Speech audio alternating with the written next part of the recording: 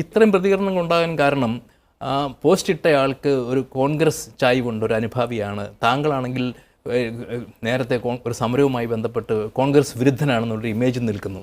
അതാണോ ഇത്രയും വഷളാക്കിയത് ഈ കാര്യം? ആദ്യമേ ഞാനൊരു കോൺഗ്രസ് വിരുദ്ധനാണെന്ന് പറയുന്നത് തന്നെ ഒരിക്കലും പറയരുത്. പിന്നെ പുള്ളി ചെയ്തതിൻ്റെ ഉദ്ദേശം ആ സംഭാഷണം നീണ്ടു നിൽക്കാത്തടത്തോണ്ട് എന്താണ് ഉദ്ദേശം എന്നൊന്നും മനസ്സിലായിട്ടില്ല. അത് എന്താണ് കാര്യം എന്ന് എനിക്ക് അറിയത്തില്ല. ഞാൻ പറഞ്ഞില്ല സാർ, ഞാനത് അറിയാൻ എൻ്റെ ഉദ്ദേശങ്ങൾ അതൊന്നുമല്ല.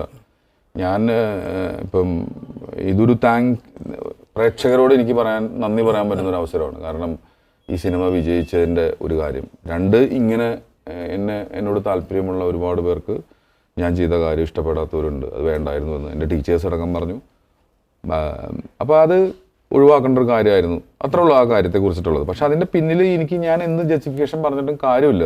അതിൽ ആരും കേൾക്കുന്നില്ല. കാരണം ഒരാൾ ഫോഴ്സ്ഫുള്ളി ചെയ്തതിനെയാണ് ഞാൻ ചോദ്യം ചെയ്തത്. ശരിക്കും എന്താണ് ജോജുവിൻ്റെ രാഷ്ട്രീയം?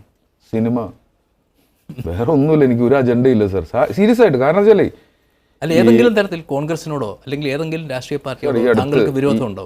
എനിക്ക് വിരോധം ഉണ്ടോന്നോ? ഇല്ലല്ല.